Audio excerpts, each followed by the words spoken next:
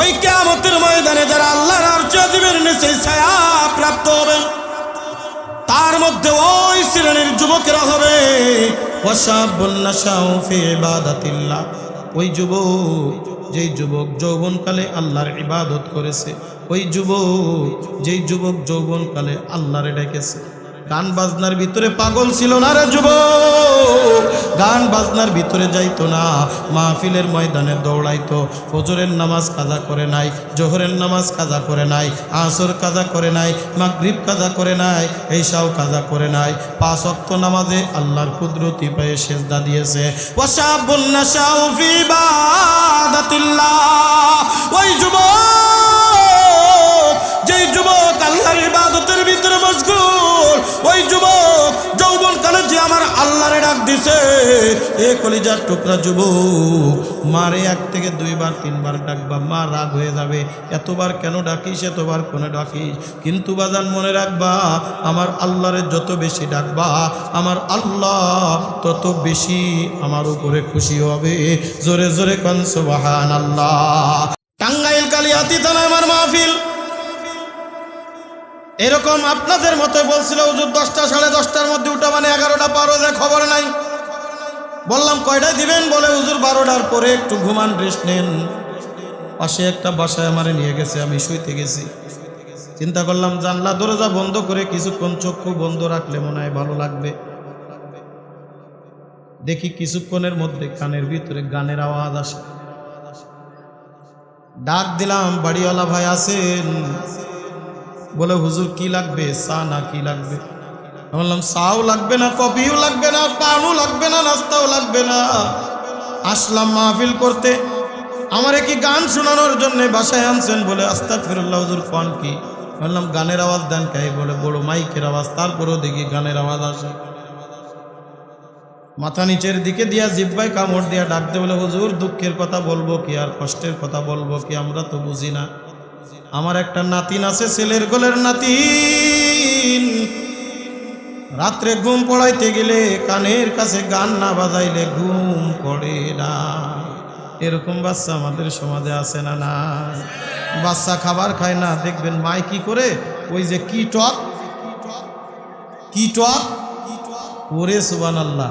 আমার এই ময়মনসিংহের মানুষ সব হাসান বসরি, এ বোঝেই না এগুলা, মনে হয় যুবকেরা বুঝেননি। কি টক, কি টক, তেঁতুল টক, জলপাই টক, আর ডিজিটাল একটা বাইরে হয়েছে কি টক, টিকটক। এই টিকটক জীবনটা নষ্ট করে দিল। কথা কন ঠিক কি ঠিক না? এ কলিজার টুকরা যুবক,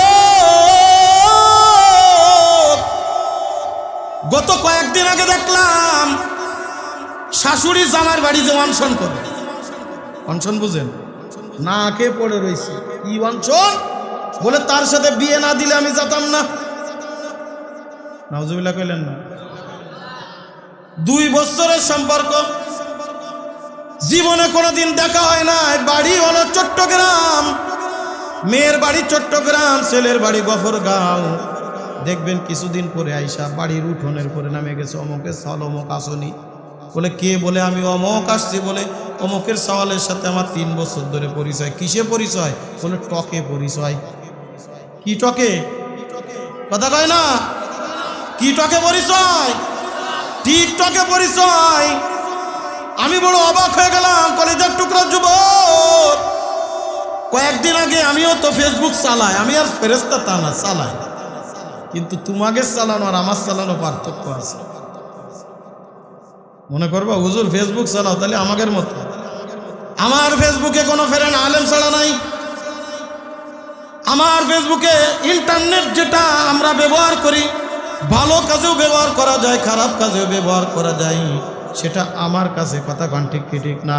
কিন্তু কলিজার টুকরা যুবক, তুমি যে ফেসবুকের কোন কোন চ্যানেলটা সাবস্ক্রাইব করে রাখছো, এটা একবার আমার কাছে ফোনটা দাও, আমি একটু দেখি কয়টা ভালো, কয়টা ওয়াজ মাহফিল নামাইছো আর কয়টা গান নামাইছো, সেটা পরীক্ষায় এখনই হয়ে যাবে।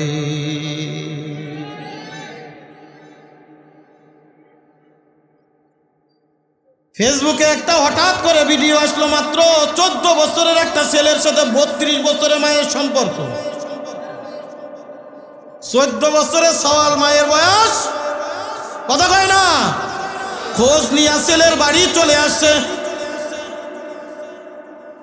বাড়ি খুঁজে খুঁজে বাইর করছে, বাইর করে এবার ডাক দেখো অমুকের সওয়াল আসেনি বাড়ি। বলে কি ব্যাপার বলো?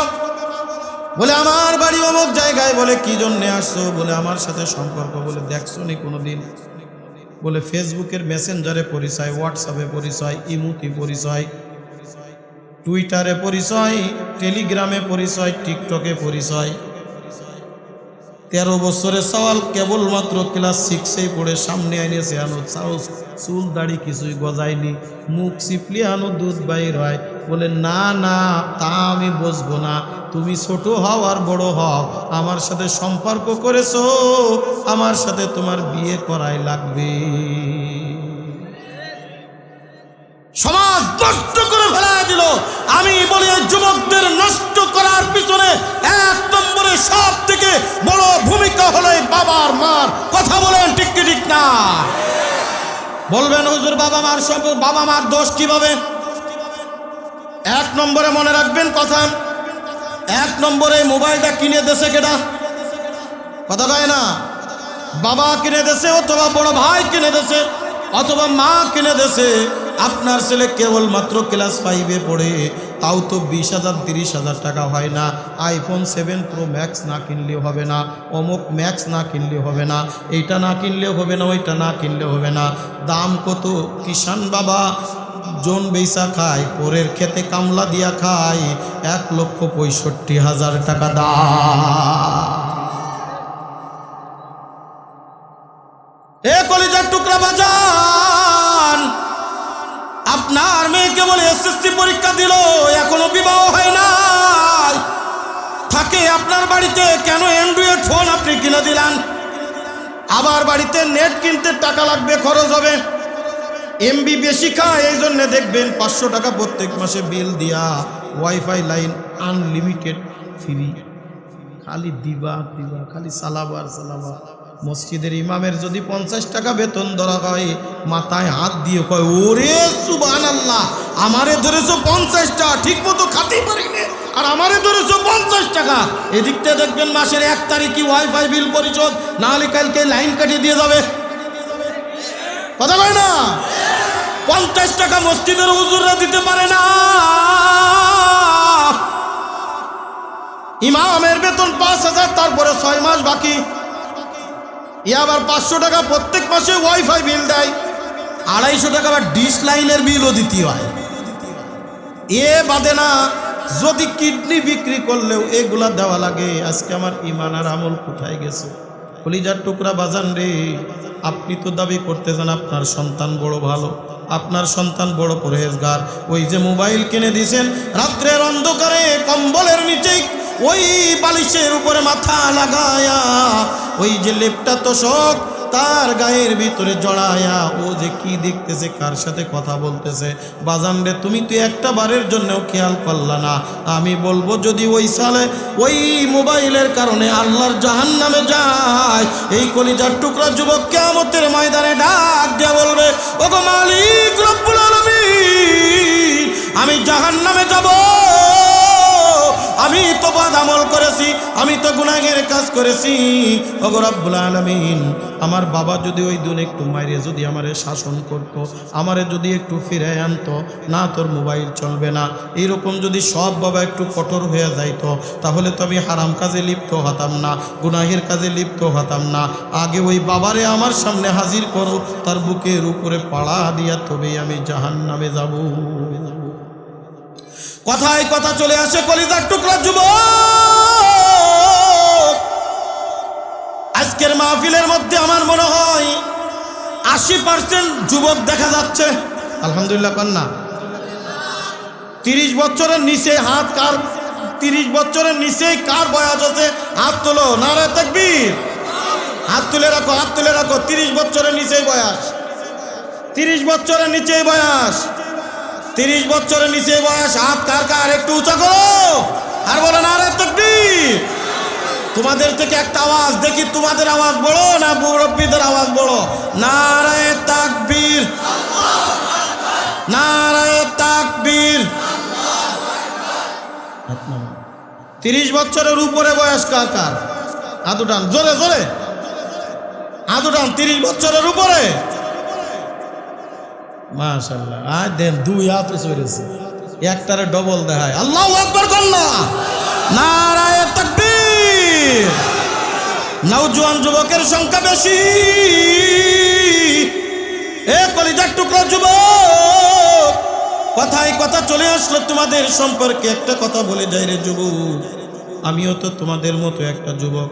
আল্লাহর নবী বলেন, ওই কিয়ামতের ময়দানে যেদিন আল্লাহর আরশে আজিমের ছায়া ব্যতীত আর কোনো ছায়া থাকবে না, ইয়াউমা লা জিল্লুহু, আল্লাহর আরশে আজিমের ছায়া ব্যতীত আর কোনো ছায়া থাকবে না।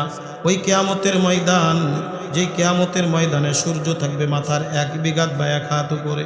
আল্লাহর নবী বলেন, মানুষ ইয়া নাফসি করতে থাকবে, পাগলের মতো দিক বিদিকভাবে ছুটাছুটি করতে থাকবে। মানুষ পাগলের মতো হয়ে যাবে, সবাই দৌড়াবে মায়ের কাছে, বাবার কাছে, কেউ কারুর পরিচয় দিবে না, যার যার চিন্তা সেই করবে। আল্লাহর নবী বলেন, ওই কিয়ামতের ময়দানে আল্লাহর আরশে আজিমের ছায়া ব্যতীত আর কোনো ছায়া থাকবে না। আল্লাহর আরশে আজিমের ছায়া মানে এয়ার কন্ডিশন। জোরে কান আল্লাহু আকবার। এয়ার কন্ডিশন হয়ে যাবে।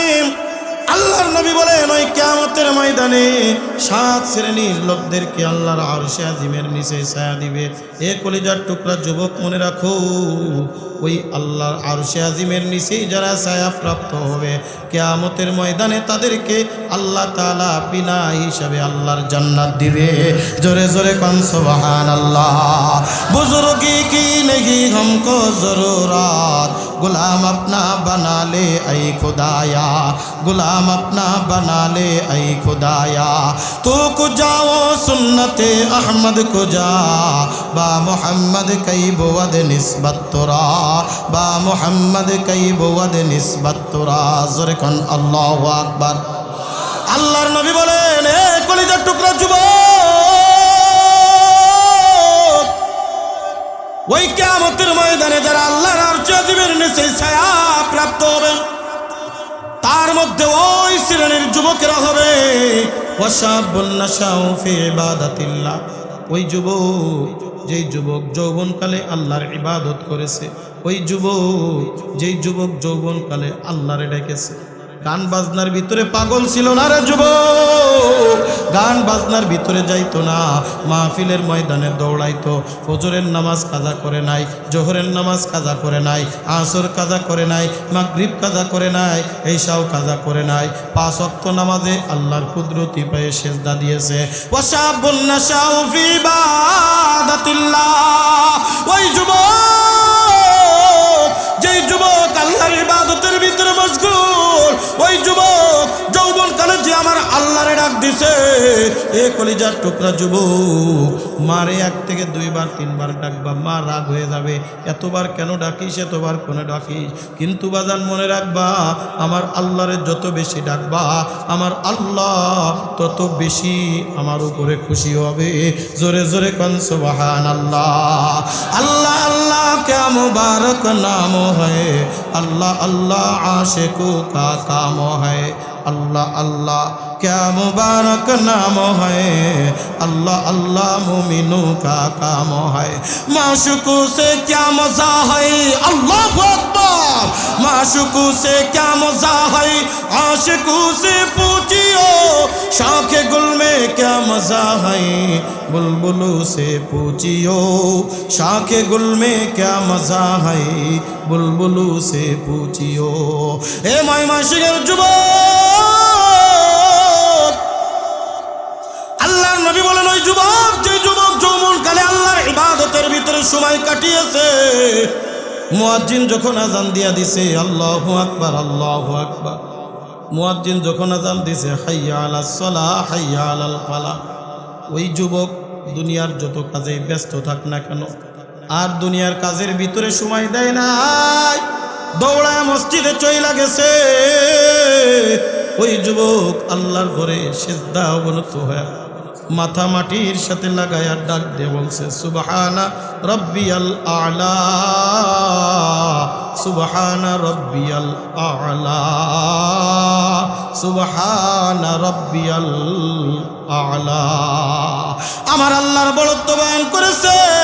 আমার আল্লাহ ডাক দিয়ে বলে ফেরেশতারা দেখ দেখ দেখ, কলিজার টুকরা যুবক নওজোয়ান ইচ্ছা করলে দুনিয়ার কাজে লিপ্ত থাকতে পারতো না, বান্দা দুনিয়ার কাজে লিপ্ত থাকে নাই।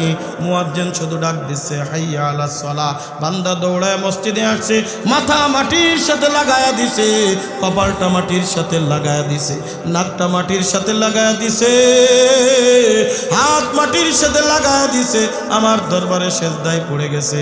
এ ফেরেশতারা তাকায়া দেখ, এই বান্দা আমার বড়ত্ব বয়ান করে, নিজের মাথা নত করে আমার বড়ত্ব বয়ান করতেছে। ফেরেশতারা রে সাক্ষী থাক, এই বান্দা সেজদা থেকে মাথা উঠাইতে দেরি হবে, আমার জীবনের গুনাহ খাতাগুলি মাফ হইতে দেরি হবে না। এ কলিজার টুকরা যুবক, কোন দুনিয়ার পিছনে পাগল? আজকে তুমি মনে করছো বয়স হোক তারপরে ইবাদত করব, বয়স হোক তারপরে নামাজ পড়ব, বয়স হোক তারপরে আমি আল্লাহর কুদরতি পেয়ে সেজদা দিব। আমি প্রায় একটা গল্প বলি, ঘটনা বলি, আমার নিজের জীবনের বাস্তব একটা ঘটনা। কষ্ট হচ্ছে নি আপনাদের? রাগ করছেন আমার উপরে? আমার জীবনের বাস্তব একটা ঘটনা। কলিজার টুকরা যুবকরে বড় খেয়াল দিয়া শুনবা, গভীর মনোযোগ। গত বছর আমার একটা মাহফিল ছিল নীলফামারী ডুমার, বাংলাদেশের প্রায় শেষ সীমান্তে পঞ্চগড়ের এলাকা। ওখান থেকে পঞ্চগড় একেবারে কাছাকাছি, তেতুলিয়া অঞ্চল একেবারে কাছাকাছি, টেকনাফ থেকে তেতুলিয়া কথা বলে তেতুলিয়ার দ্বারে কাছে আমার একটা মাহফিল। শুক্রবারের দিন, জুমার দিন, জুমার নামাজ পড়িয়েছি আমি গাজীপুর মাহফিল করে এয়ারপোর্টে বিমানেতে করে সৈয়দপুর গেলাম। কয়েকজন যুবক ছেলেদের উদ্যোগে 3 দিন ব্যাপী মাহফিলের তৃতীয় দিনে আমি বিমানবন্দরে আমার রিসিভ করার জন্য গাড়ি নিয়ে আসছে। তাদের রিসিপশনে আমি গেলাম তাদের এলাকায়, সেখান থেকে প্রায় 80 কিলোমিটার, একেবারে প্রায় বাংলাদেশের শেষ সীমানায়। একটা রুমের ভিতরে আমারে বসতে দেওয়া হলো, বসলাম, নাস্তা করতেছি। কয়েকজন যুবক ওই খাটের চারিপাশে আমারে ঘিরা ধরে রাখছে। ডাক দে বলে, হুজুর গত 3 বছর আগে আপনি আমাদের এই মাহফিলে এসেছিলেন, মনে আছে? কলিজার টুকরা যুবক, গভীর মনোযোগ। কয়েকজন যুবক আমার কাঠের চারিপাশ থেকে দাঁড়ায় গেছে। ডাক দে বলে, হুজুর আব্দুস সামাদ নামে কাউরে চিনেন? আপনি তো 3 বছর আগে আমাদের এখানে এসেছিলেন। হঠাৎ করে মনে পড়লো করোনাকালীন সময় চলতেছিল, তখন চতুর্দিকে লকডাউন, তেমন একটা এলাকার থেকে লোকজন বাইর হইতো না। ওই সময়ে তেমন একটা মাহফিল চলতো না, মাহফিলে অনেক বিধি নিষেধ করা হয়েছিল। ওই আব্দুস সামাদ নামে মাত্র 25 বছর একটা নওজোয়ান যুবক একাই হিম্মত করে মাহফিলের আয়োজন করেছিল। ডিসি এসপি কত জায়গায় দৌড়দৌড়ি করে, জেলা পর্যায়ে দৌড়দৌড়ি করে মাহফিলের অনুমতি নিয়ে একটা মাহফিলের আয়োজন করেছিল। এ কলিজার টুকরা যুবক, গভীর মনোযোগ সহকারে শুনবেন। আমার মনে পড়ে গেল, আমি ওইবার বিমানে করে সৈয়দপুর নেমেছি, আর কেউ আসে না, আব্দুস সামাদ একা আমারে রিসিভ করার জন্য এসেছিল। আব্দুস সামাদ আমারে রিসিভ করে নিয়ে গেল। যতক্ষণ পর্যন্ত আমি সেখান থেকে ফিরে না আসলাম, ততক্ষণ পর্যন্ত আব্দুস সামাদ একটা মুহূর্তের জন্য আমার পিছপা ছাড়ে নাই। আমার পিছনে আটার মতো লেগেছিল, কখন কি লাগবে, কখন কি দরকার, সব কিছু শুনে শুনে জেনে জেনে আমাকে দিচ্ছিল। মনে পড়ে গেল আব্দুস সামাদের কথা, বললাম কই সে আব্দুস সামাদ? কলিজার টুকরা যুবক রে, কোন দুনিয়ার পিছনে তুমি পাগল হয়ে আসো? আজকে তুমি মনে করো বয়স হোক তারপরে ইবাদত করব, আজকে তুমি মনে করছো আরেকটু বয়স হোক তারপরে নামাজ পড়বো, আরেকটু বয়স হোক তারপরে আমি আল্লাহর কাছে চলে যাব, আরেকটু বয়স হোক তারপরে মুখের দাড়ি রাখবো। এ কলিজার টুকরা যুবক, ওই যুবকরা মাথা নিচের দিকে দিয়া টপ টপ করে চোখের পানি ফেলাইতেছে। আমি বললাম কি হয়েছে বলো? ডাক দে বলে হুজুর আব্দুস সামাদ রে কেমনে খুঁজবেন? আব্দুস সামাদ তো এই দুনিয়ার জমিনের মধ্যে নাই। গত বছর আব্দুস সামাদ দুনিয়ার থেকে বিদায় নিয়ে গেছে। মৌত কাসিন কুল্লু নাসিন শারিবু কবরু বাইতিন কুল্লু নাসিন দাখিলু কবরু বাইতিন কুল্লু নাসিন দাখিলু। এহা हम सब मुसाफिर है कब्र आखिर ठिकाना कोई आगे रवाना है कोई पीछे रवाना कोई आगे रवाना है कोई पीछे रवाना। যুবকেরা ডাকতে বলে হুজুর আব্দুস সামাদ গত বছর দুনিয়ার থেকে বিদায়। আমি বললাম কেমনে বিদায় নিল? সে কি বড় অসুস্থ ছিল? ডাকতে বলে না হুজুর না, আব্দুস সামাদ কোনো অসুস্থও ছিল না, তারপরে কোনো রোগও ছিল না। প্রতিদিনের নাই রাত্রে এশার নামাজ পড়ে আমরা বন্ধুরা একসাথে চা পান করেছি, একসাথে গল্প গুজব করেছি, আমরা যার যার বাড়িতে গিয়ে ঘুমিয়ে পড়ছি। কথা ছিল ফজরের নামাজে এক জায়গায় হব, একটু হাঁটা চলা করে চা পান করে যার যার কাছে যাইতাম। এটা ছিল আমাদের নিত্যদিনের রুটিন। আব্দুস সামাদ রে ফজরের মুয়াজ্জিন আযান দিছে, হাইয়া আলাস সালাহ হাইয়া আলাল ফালাহ আস-সালাতু খায়রুম মিনান নাওম। মুয়াজ্জিন আযান দেয়, আব্দুস সামাদ ঘুমের থেকে উঠে না, আব্দুস সামাদ ঘুমের থেকে উঠে না। আমরা নামাজ পড়লাম, আব্দুস সামাদ রে পাইলাম না। মনে করলাম ঘুমের থেকে উঠতে মনে হয় দেরি হয়ে গেছে। আস্তে আস্তে সূর্য উঠে গেল। আব্দুস সামাদ রে ফোন দিই, ফোন বাজে কিন্তু ফোন রিসিভ করে না। হাঁটতে হাঁটতে বাড়িতে গেলাম, আব্দুস সামাদ তো এরকম কোনোদিন করে না। আমাদের দেরি হইলে আব্দুস সামাদ নিজে ফোন দেয়, অথবা আব্দুস সামাদের দেরি হইলে আমরা ফোন দিলে দৌড়ায় চলে আসে। আজকে আব্দুস সামাদ কেন ফোন রিসিভ করে না? বাড়িতে চলে গেলাম, বাড়ির দরজায় কারাঘাত করলাম, চাচা বাড়ি আছে? আব্দুস সামাদের সাথে রাত্রেই তো একসাথে ছিলাম, আব্দুস সামাদ কি কোথাও গেছে? আব্দুস সামাদ রে ফোন দি, আব্দুস সামাদ তো ফোন রিসিভ করে না। চাচা ডাক দেওয়াল, আব্দুস সামাদ তো ঘরেই ছিল, ঘরের দরজা তো এখনো খোলে নাই। কি হয়েছে দেখো না একটু? দরজায় কারাঘাত করে আব্দুস সামাদের বাবাও সাথে, মাও সাথে। বলে হুজুর আমরাও কয়েকজন সাথে বারবার দরজায় কারাঘাত করি, কিন্তু দরজার ভিতর থেকে আর দরজা খুলে না।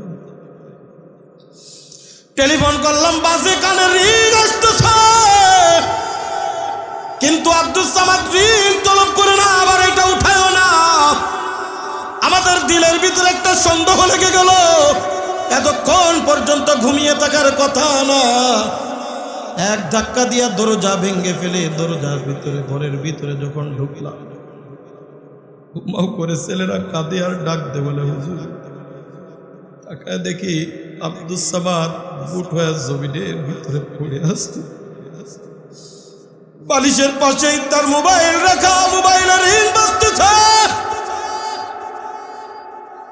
আব্দুস সামাদ বুট হয়ে জমিনের ভিতরে পড়ে গেছে।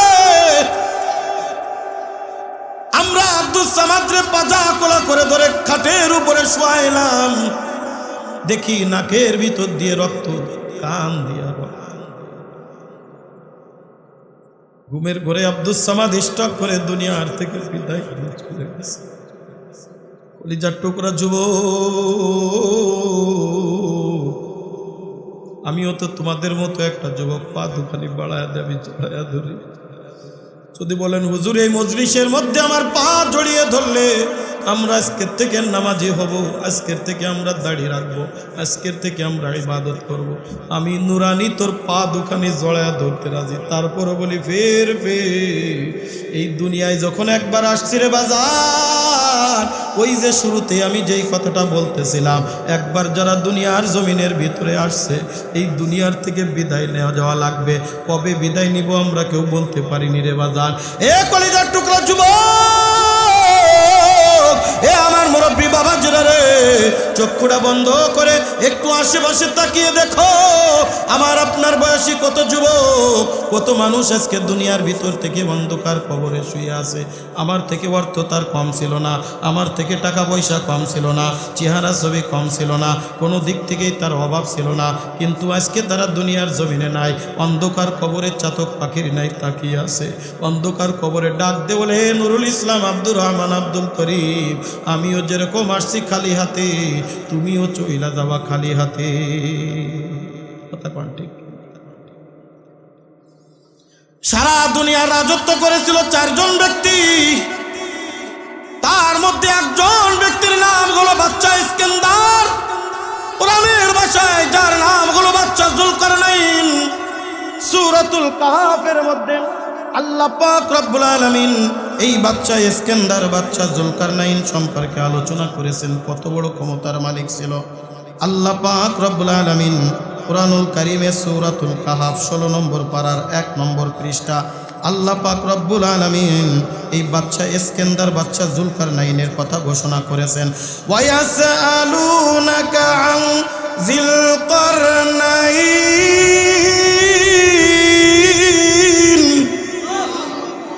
কুল সাতুলু আলাইকুম মিনহু যিকরা ইন্না মাক্কান্না লাহু ফিল আরদি ওয়া আতাইনাহু মিন কুল্লি শাইইন সাবাবা। আল্লাহ পাক রব্বুল আলামিন বলেন, এ নবী, আপনার কাছে বাচ্চা যুলকারনাইন সম্পর্কে আলোচনা করবে, সওয়াল করা হবে, প্রশ্ন করা হবে। আপনি বলে দিন আমি তাদের সম্পর্কে তোমাদেরকে বলছি। আল্লাহ পাক সারা দুনিয়ার রাজত্ব করেছিল 4 জন ব্যক্তিকে, তার মধ্যে কোরআনের ভাষায় একজনের নাম হলো বাচ্চা যুলকারনাইন। আমরা বইয়ের ভাষায় যার নাম পড়েছি বাচ্চা ইস্কেন্দার। নাম শুনেছেন নি আপনারা? স্কুলের ধর্মীয় বইয়ের ভিতরে বাচ্চা ইস্কেন্দারের গল্প বয়ান করা হয়েছে, বর্ণনা করা হয়েছে। কত বড় ক্ষমতা ছিল! পৃথিবীর এক প্রান্ত থেকে অপর প্রান্ত আল্লাহ পাক তার ক্ষমতার অধীনে করে দিয়েছিলেন। আল্লাহ পাক এক প্রান্ত থেকে অপর প্রান্তে যাওয়ার জন্য তার এমন একটা ডানাওয়ালা ঘোড়া দান করেছিলেন। ওই ডানাওয়ালা ঘোড়ার উপরে সওয়ার হয়া শুধু বলা লাগতো আমি অমুক জায়গায় যাব, একটা মুহূর্তের মধ্যে ওই জায়গায় নিয়ে হাজির হয়ে যাইতো। জোরে জোরে কোন সুবহানাল্লাহ। বাচ্চা ইস্কেন্দার, বাচ্চা যুলকারনাইন যখন দুনিয়ার থেকে বিদায় নিয়ে যাবে, মরণের সময় একেবারে কাছাকাছি, বুঝে গেছি আমি আর বেশি দিন দুনিয়ার জমিনের ভিতরে বেঁচে থাকবো না। সন্তানদেরকে ডাক দিছে, সন্তানেরা এদিকে আয়। সব সন্তানেরা আশেপাশে চলে আসছে। বাবা মনে হয় আজকে ওয়ারেসি ভাগ করবে, বাবা মনে হয় জমি জাতির দেশ বাটোয়ারা করবে, সারা দুনিয়ার রাজত্ব বাবা মনে হয় আমাদের মধ্যে ভাগ বটরা করে দেবে। বলার সাথে সাথে দৌড়ায় চলে আসছে বাবার কাছে। ডাক দে বলে, সন্তানেরা রে, আমার সময় হয়ে গেছে, আমি মনে হয় বেশি দিন দুনিয়ার জমিনের ভিতরে বাঁচবো না। বলে, আব্বাজান আপনার ছায়া আমাদের উপরে দীর্ঘায়িত হোক। বলে, মরণ তো আসবেই, ঠেকানোর মতো ক্ষমতা কারণ নাই। তবে একটা কথা মনে রাখো, আমি যখন দুনিয়ার থেকে বিদায় নিয়ে যাব, আমারে যখন গোসল করানোর পরে কাফনের কাপড় পরাবা, কাফনের কাপড় পরানোর সময় আমার 2টা হাত 2 পাশে এরকম খালি হাতে 2 পাশে এরকম ভাবে মেলায়া দেওয়া। আমার লাশটা গোরস্থানে নিয়ে যাওয়ার আগে আমার লাশ শহরের অলিতে গলিতে ঘুরাইতে থাকবা। সন্তানেরা ডাক দে বলে, আব্বাজান এইরকম কেন বলেন? এইরকম পাগলের মতো প্রলাপ করেন। আব্বার মনে হয় মাথা ঠিক নাই। ডাক দে বলে, সন্তানেরা রে, আমার মাথায় 100% ঠিক আছে। ডাক দে বলে, আব্বাজান এমন কেন করবো? তার কারণ কি?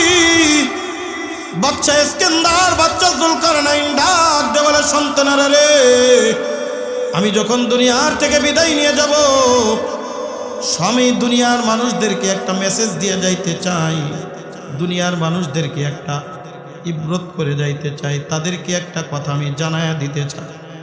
আমি বাচ্চা ইস্কেন্দার সারা দুনিয়ার রাজত্ব করেছি। আমার এক কথাই পৃথিবীর এই প্রান্ত থেকে ও প্রান্ত পর্যন্ত আমার রাজত্ব চলতো। আমার মোকাবেলা করার মতো ক্ষমতা দুনিয়ার কোনো কারণ নাই। আমার সামনে দাঁড়ানোর মতো ক্ষমতা দুনিয়ার কারোর ছিল না, আর নাই, থাকবেও না। আল্লাহ পাক রব্বুল আলামিন এত ক্ষমতা দিয়েছেন। আমার বাড়ি গাড়ির অভাব নাই, জমি জাতির অভাব নাই, সিন্ধুক ভরা হাজার কোটি কোটি ডলার, টাকা, স্বর্ণ মুদ্রা, রূপা সব কিছু আমি জমা করে রেখেছি। দুনিয়ার মানুষদেরকে আমি একটা মেসেজ দিয়ে যাইতে চাই, এ দুনিয়ার মানুষ শুনো, এত রাজত্ব থাকার পরেও, এত ধন দৌলত থাকার পরেও আমি বাদশাহ ইস্কেন্দার, বাদশাহ জুলকারনাইন কিছুই তো নিয়ে যাইতে পারি নাই। এই যে দেখো খালি হাতে অন্ধকার কবরের দিকে রওনা দিয়া যাচ্ছি। মাউতু কাসিন কুল্লু নাসিন শারিবো, কবরু বাইতিন কুল্লু নাসিন দাখিলো, কবরু বাইতিন কুল্লু নাসিন দাখিলো। यहाँ हम सब मुसाफिर हैं, कब्र आखिर ठिकाना, कोई आगे रवाना है, कोई पीछे রওয়ানা। কেউ একদিন আগে, কেউ বা পরে এই দুনিয়ার থেকে আমাকে বিদায় নেওয়া লাগবে কি লাগবে না? জোরে কোন লাগবে কি লাগবে না? এ আমার মুরব্বি বাজান, আমি আর বেশিক্ষণ আপনাদেরকে বিরক্ত করবো না। রাত 12টা বেজে গেছে, আমি আর আপনাদেরকে বেশি কষ্ট দিব না। এ আমার কলিজার টুকরা যুবক রে, এ আমার মুরব্বী বাবাজিরা, পর্দার অন্তরালের মাগু, হাতে পায়ে দৌড় কইরা যাই। এই কারণে দুনিয়ার জমিনের মধ্যে আমিও থাকবো না, তুমিও থাকবা না। কেউ তো দুনিয়ার জমিনে আমরা থাকার জন্য আসি নাই। কেউ একদিন না একদিন দুনিয়ার থেকে আমিও বিদায় নিব, তুমিও বিদায় নিবা। কি নিয়া মাওলার কবরের দিকে রওনা দিচ্ছ রে বাজান? বুঝা শুননা, মাওলার কবরে যাইও, ধরা খাইলে কিন্তু কোনো উপায় থাকবে না। এ কলিজার টুকরা যুবক, এ আমার মুরব্বী বাবাজিরা রে, এই কারণে হাতে পায়ে দৌড় কইরা যায়। এই দুনিয়ার জমিনের মধ্যে আল্লাহর সাথে সম্পর্ক করো, আল্লাহর সাথে ভালোবাসা তৈরি করো, আল্লাহর সাথে একটা গুড কানেকশন করো। আল্লাহর কুদরতি পায়ে সেজদা দাও। দুনিয়ার কারুর পায়ে সেজদা দেওয়া যাবে? কতক্ষণ যাবে? সেজদা পানেওয়ালার মালিককে। কোন বাবার দরবারে সেজদা দেওয়া যাবে? কোন মাজারে, কোন পীরের দরবার, কোন দরবারে সেজদা নয়। সেজদা পানেওয়ালার মালিককে, একমাত্র আল্লাহ। আল্লাহ ব্যতীত আর কারোর পায়ে সেজদা করব না, আল্লাহ ব্যতীত আর কারোর ইবাদত করব না। যদি আমি নামাজের মধ্যে দাঁড়ায়া আল্লাহর ইবাদতে মশগুল হইতে পারি, আমার আল্লাহ ডাক দে বলে, যখন কোনো বান্দা বাসার থেকে ওযু করিয়া মসজিদের দিকে রওনা দিয়া যায়, প্রত্যেকটা কদমে কদমে আল্লাহ তাআলা একটা নেকি দান করে, একটা করে গুনাহ মাফ করে দেয়। জোরে কোন সুবহানাল্লাহ। ওই বান্দা যখন মসজিদের ভিতরে ঢুকবে, আল্লাহ পাক রব্বুল আলামিন একজন ফেরেশতা আসমান থেকে পাঠিয়ে দেয়। আল্লাহ পাক ডাক দিয়ে বলেন, ফেরেশতারা রে, আমার ওই বান্দা আমার ঘরে ঢুকবে, আমার বাড়ির মেহমান আমার ঘরে আসতেছে।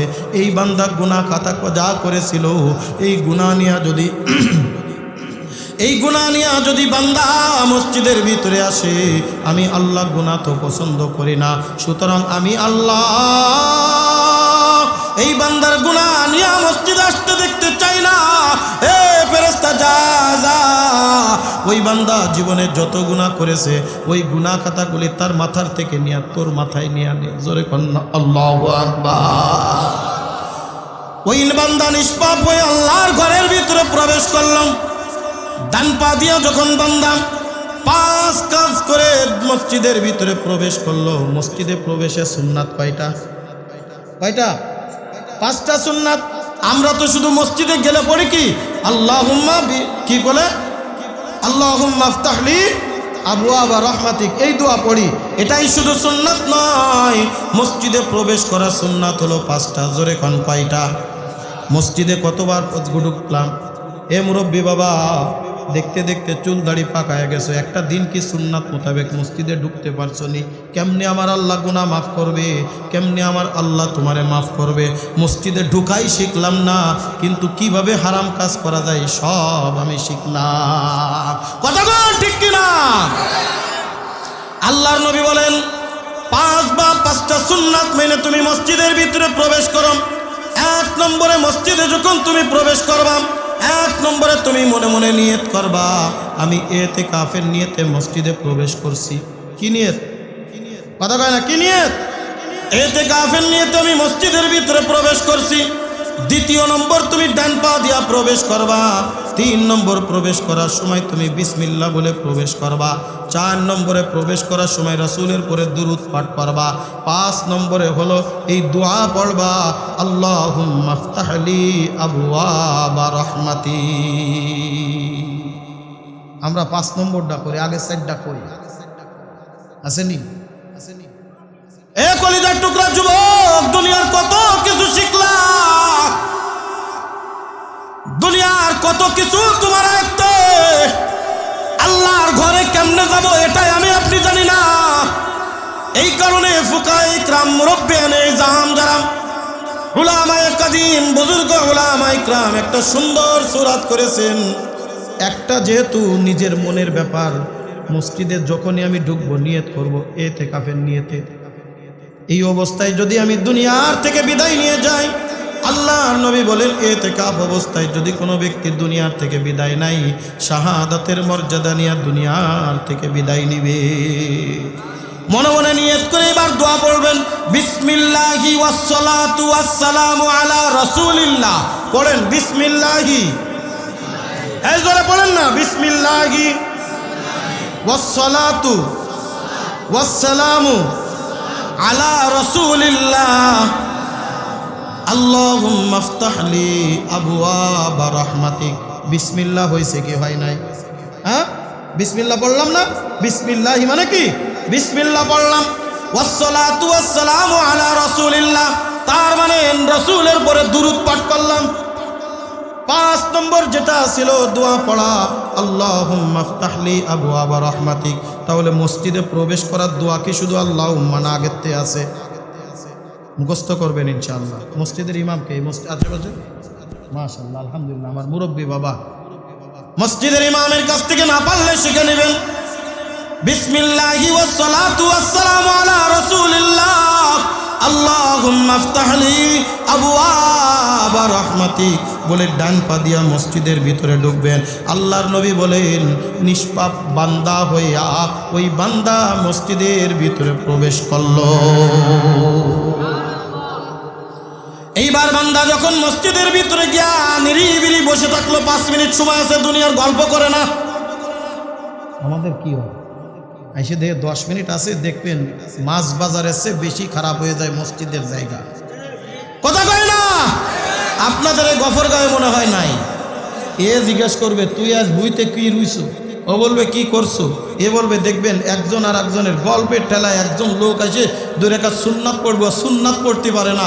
ও যদি কিছু কয়, হ্যাঁ সুন্নাত পড়তেছি, কয় সুন্নাত বাইরে বারান্দায় পড়তে পারো না। ওনার গল্প মসজিদ বানাইছে গল্প করার জন্য, এটাই মনে হয়। আছে না নাই? এইগুলো সবচেয়ে বেশি করে হলো এক শ্রেণীর মুরব্বী বাবা, খাইয়ে দিয়ে কোনো কাজ নাই, আজান দেওয়ার সাথেই দেখবেন মসজিদে যাবে, যাই এবার কার খুদ ধরবে, কার সাথে গল্প করবে, এই নিয়ে টেনশনে পড়ে থাকে। রাগ করেন না বাবা, আমার কি আছে না? আল্লাহর নবী বলেন, না না,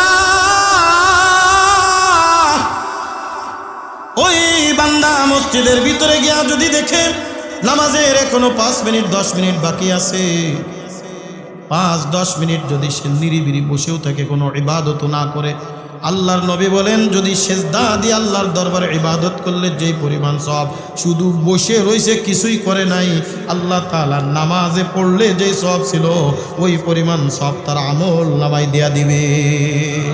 ওই বান্দা যখন নামাজে দাঁড়া যাবে,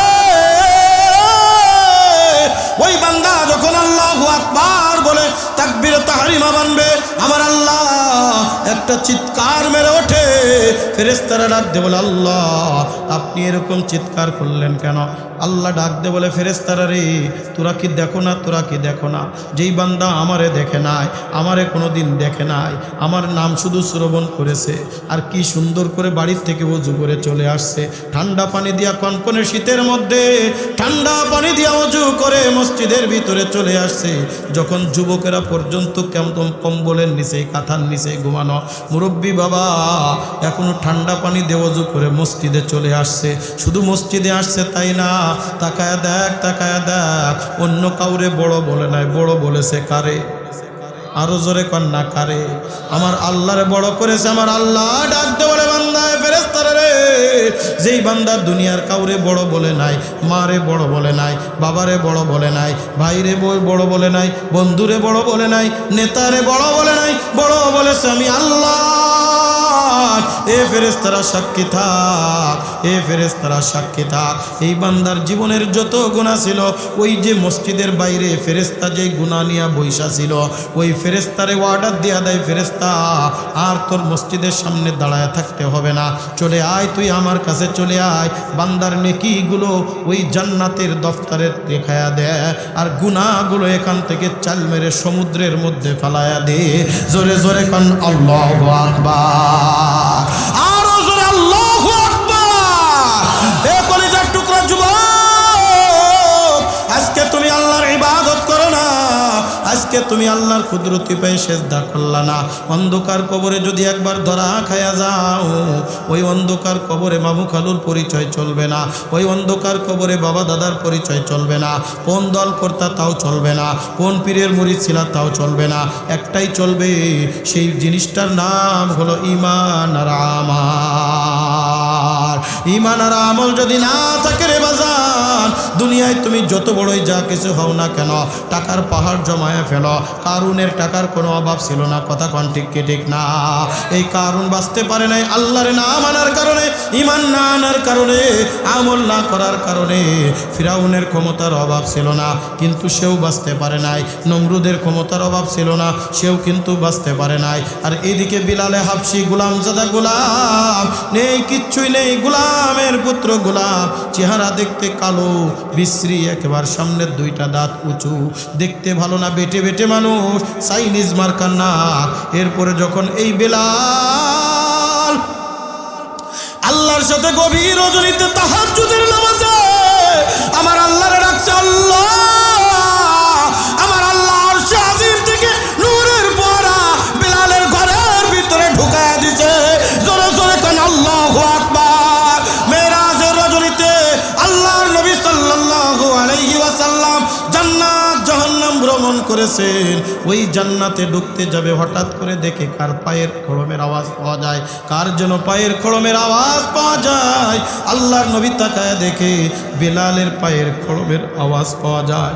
আল্লাহর নবী মেরাজ থেকে আসলেন, ডাক দে বলে, বেলাল, তুই এমন কি আমল করো যে আমলের কারণে আমি নবী যখন জান্নাতের এলাকায় ভয় পাচ্ছিলাম একা একা, আর কেউ নাই, আর কেউ নাই, হঠাৎ করে দেখি তোর বেলাল তোর পায়ের খড়মের আওয়াজ আমার দিলের ভিতরে একটা সাহস জোগায়া দিল। আমার আগেই তোরকে আল্লাহ তাআলা কুদরতিভাবে জান্নাতের ভিতরে দিয়া দিছে। হযরত বেলাল ডাক দিল, আল্লাহর নবী, আমার ভিতরে এমন কোন আমল নাই, আমার ভিতরে এমন কোন আমল নাই, তবে একটা কথা মনে রাখবেন, আমি যখনই ওযু করি, আমি যখনই হাত ধুই, আমি যখনই মুখ ধুই, আমি যখনই কুলি করি, আমি যখনই নাকে পানি দিই, আমি যখনই পা ধুই, আমি সাক্ষী রাখি আল্লাহ হাতের দ্বারা যত গুনাহ হয়েছে, মুখের দ্বারা যত গুনাহ হয়েছে, জবানের দ্বারা যত গুনাহ হয়েছে, পায়ের দ্বারা যত গুনাহ হয়েছে, কানের দ্বারা যত গুনাহ হয়েছে, চোখের দ্বারা যত গুনাহ হয়েছে, আমি বেলালের কিচ্ছুই নাই, তুমি আল্লাহ ছাড়ার কেউ নাই। ওগো আল্লাহ, তুমি আমারে মাফ করে দিও। হুজুর মনে রাখবেন, আমি তেমন কোনো আমল করি না, যখনই আমি ওযু করি 2 রাকাত তাহিয়াতুল ওযু নামক 2 রাকাত নামাজ আদায় করি, ওই যে নামাজের মধ্যে যখন দাঁড়ায়া আমি আল্লাহু আকবার বলি, আমার যখন দিলের ভিতরে এমনভাবে একটা আওয়াজ চলে আসে, কেমন জানে আমি নিজের কানে শুনতে পাই, বেলাল রে, তুই আমারে বড় বললি, আমি তোর জীবনের গুনাহ মাফ করে দিলাম। পারবো তো ইনশাআল্লাহ? কে কে নিয়ত করতে পারি? এ কলিজার টুকরা যুবক, ও আমার মুরব্বী বাবাজি রে, কে কে নিয়ত করতে পারি আজকের এই মাহফিল থেকে এমন একজন যুবক, 2 জন যুবক একটু দাঁড়ায় যাও। হুজুর, আজ থেকে ইচ্ছাকৃতভাবে বিনা ওজরে নামাজ কাজা করব না। দাঁড়াও, একটু দাঁড়াও, দাঁড়াও। এ মুরব্বী বাবা, কে কে নিয়ত করতে পারো? হুজুর, আজকের থেকে আমি নামাজ কাজা করব না। দাঁড়াও, একটু আল্লাহর দরবারে হাজিরা দাও। নিয়ত করলে গুনাহ হবে না, আমার আল্লাহ কবুল আর মঞ্জুর করে নেন, বলে না আমি। এ কলিজার টুকরা যুবক, শাহাদাত দরবারে একটু এরকম উঠাও, শাহাদাত আঙ্গুল উঠাও, আল্লাহর দরবারে নিয়ত করো। আল্লাহ বলো না, বলো আল্লাহ আজ থেকে নিয়ত করলাম বিনা ওজরে নামাজ কাজা করব না, তোমার ইবাদত ছাড়ব না। ওগো আল্লাহ তুমি আমারে মাফ করে দাও। বলেন না, ওগো আল্লাহ তুমি আমারে মাফ করে দাও। বলেন রব্বানা, জোরে রব্বানা যালামনা আনফুসানা ওয়া ইল্লাম তাগফির লানা ওয়া তারহামনা লানাকুনান্না মিনাল খাসিরিন। বসেন বসেন, আল্লাহ আমাদের সবাইকে কবুল আর মঞ্জুর করে নেন, বলেন আমিন। যা কিছু আলোচনা করলাম আমাকে এবং আমাদের সকলকে আমল করার তৌফিক দান করুন, জোরে কোন আমিন। ওয়া আখির দাওয়ানা আনিল হামদুলিল্লাহি রাব্বিল আলামিন।